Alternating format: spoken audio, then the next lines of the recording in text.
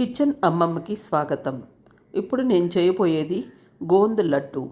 దీనికి కావాల్సింది గోందు, పచ్చి కొబ్బరి తురుము, బెల్లము, యాలకుల పొడి, నెయ్యి. ముందుగా కడాయిలో నెయ్యి వేసుకొని ఈ గోందునంతటిని కొంచెం కొంచెంగా వేసి వేయించుకోవాలి. ఈ రకంగా అది రంగు మారాలి. కొంచెం కొంచెంగానే వేయాలి, మొత్తం ఒక్కసారిగా వేయకూడదు. వేయించిన తర్వాత ఇది ఈ విధంగా అవుతాయి. ఇవి మనకి కరెక్ట్గా అయ్యాయో లేదో అని తెలుసుకోవడం కోసం మనం ఒక దానిని ప్రెస్ చేసి చూద్దాము. అది క్రిస్పీగా వస్తే అది పర్ఫెక్ట్గా అయిపోయినట్టు. ఇవన్నిటిని తీసి ఒక ప్లేట్లో పెట్టుకుందాము. తర్వాత ఇప్పుడు మనం వేయించిన గోందు, బెల్లము, కొబ్బరి కలిపి మిక్సీలో వేయాలి.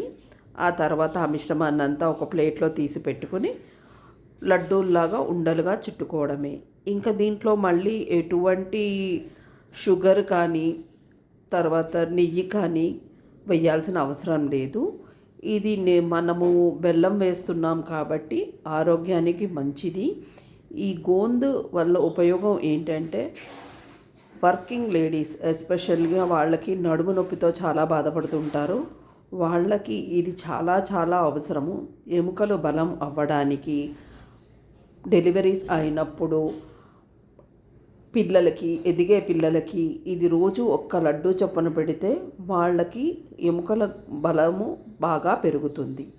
కాబట్టి మీరు కూడా ఒకసారి ఈ లడ్డూని ట్రై చేయండి. ట్రై చేశాక మీకు ఎలా వచ్చింది కామెంట్ చేయండి.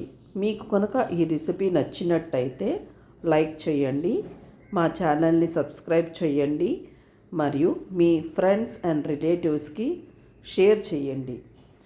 ఈ విధంగా మీరు చేయడం వలన మేము ఇంకా ఎన్నో కొత్త ట్రెడిషనల్ కానీ మోడర్న్ కానీ రెసిపీస్ని మా ఛానల్లో మీకు చూపించగలుగుతాము.